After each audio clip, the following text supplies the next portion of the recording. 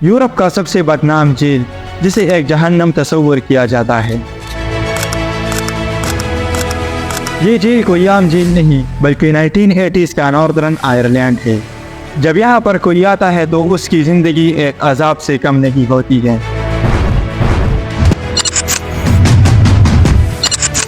اس jail کی دیواریں 5.5 metre چوڑی ہے، جبکہ زمین کے اندر اتنی گہرائی میں ہے کہ کوئی کھدائی کر کے بھی اس سے بھاگ نہیں سکتا ہے۔ یہ جیل اتنا سیکیور ہے کہ اس کے ہر بلاک کے گیٹ پر مختلف سیکیورٹی گارڈز ہوتے ہیں، اس لیے اس جیل کے قیدیوں کو عام قیدی نہیں سمجھا جاتا ہے۔ Its name is Maze۔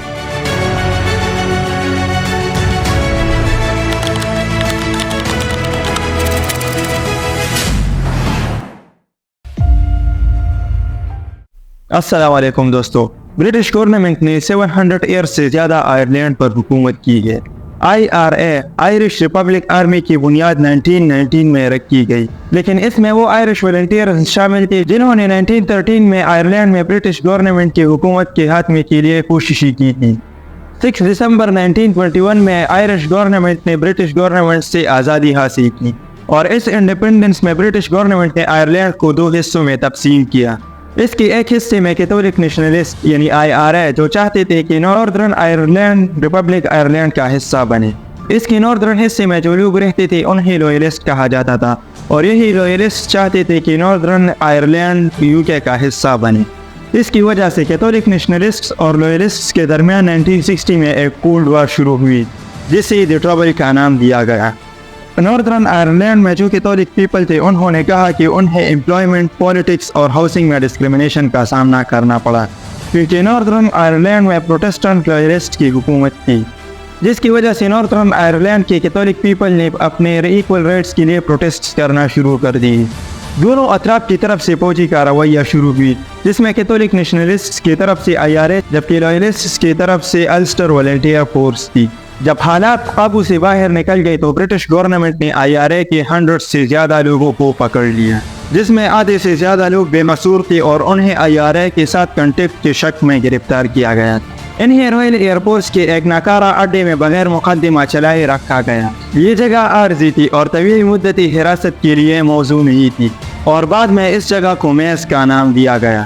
ان قیدیوں کے لیے میز پریزن میں 8 نئے بلاکس تیار کی گئی۔ اس کی وجہ سے اس پریزن کو H بلاک پریزن کہا جانے لگا، کیونکہ اس پریزن میں جو بلاکس تھی ان کی شیپ H الفابیٹس جیسی تھی۔ 1981 لوگوں کو گرفتار کیا گیا، جس میں سے 107 IRA کے لوگ تھے اور باقی سب عام شہری تھے جو کہ بے قصور تھے۔ جیل کے چاروں طرف 15 فیٹ کی فینس تھی، جبکہ ہر H بلاک کے ارد گرد 5.5 میٹر کی کنکریٹ کی اونچی دیوار تھی۔ جیل میں جتنی بھی گیٹس تھے وہ سب اسٹیل سے بنی ہوئی تھے، اور یہ سارے گیٹس الیکٹرانکلی آپریٹ ہوتی تھی، جس کی وجہ سے اس جیل کو انسکیپیبل جیل کہا جاتا تھا۔ برٹش گورنمنٹ نے فوجی قیدیوں کے لیے اسپیشل کیٹیگری اسٹیٹس بنایا تھا اور 1976 میں اسے ختم بھی کر دیا، جس کے بعد پولیٹیکل ڈیٹینیز کے ساتھ کرمنلز والا سلوک کرنا شروع کر دیا، حالانکہ ان کا کوئی قصور بھی نہیں تھا، جس کی وجہ سے پریزنر نے ریزسٹنس شروع کر دی اور جیل کے کپڑے پہننے اور کام کرنے سے انکار کر دیا۔ کیونکہ وہ قیدیوں والے کپڑے نہیں پہنتے تھے، اس لیے انہوں نے بلینکٹ اینڈ ڈرٹی پروٹیسٹ شروع کیا،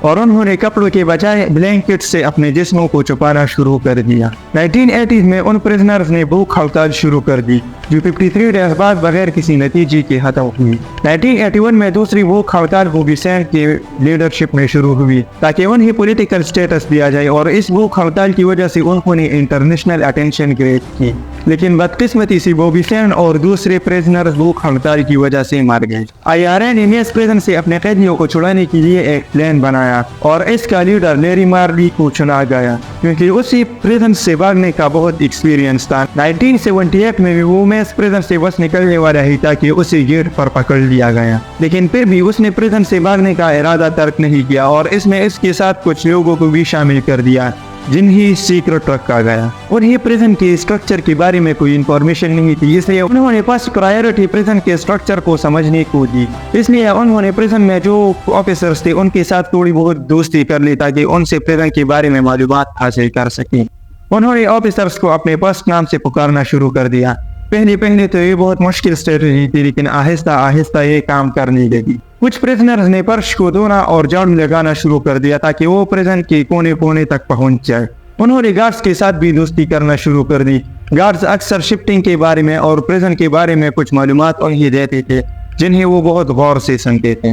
प्रिजनर्स ने अपने एस्केप के हर स्टेज को प्लान कर दिया और उन्होंने बाकायदा प्रिजन के डायग्राम्स भी बनाए जिसमें गार्ड्स, अलार्म्स और ऑफिसर्स की प्लेसेस शो की गई थी। जब IRA ने इस प्लान को अप्रूव किया तो प्रिजनर्स ने प्रिजन के अंदर गन्स को स्मगल करना शुरू कर दिया। उन्होंने H7 ब्लॉक को कंट्रोल करने का प्लान बनाया, लेकिन फिर भी मैस प्रिजन से निकलना काफी मुश्किल था क्योंकि दीवारें बहुत ऊंची थी और वो बहुत मोटी भी थी, इसलिए उसे तोड़ना और खुदाई करना बहुत मुश्किल था। इसलिए उन्होंने प्रिजन के अंदर जाने वाले और बाहर जाने वाले ट्रांसपोर्टेशन पर गौर करना शुरू कर दिया और खास प्रायोरिटी उन्होंने फूड ट्रक को दी क्योंकि गार्ड्स उसको चेक नहीं करते थे और उन्होंने इसके बारे में प्लान बनाना शुरू कर दी कि आखिर कैसे इस फूड ट्रक को हाईजैक किया जाए। आखिर वो दिन आ ही गया जब प्रिजनर्स ने 25 अप्रैल 1983 को अपने प्लान पर अमल करना शुरू कर दी। इस ऑपरेशन के लिए उन्होंने संडे को चूज किया क्योंकि संडे के दिन गार्ड भी नहीं होते थे और ऑफिसर्स भी कम होती थी, इसलिए उनके लिए ये भागने का एक गोल्डन चांस था।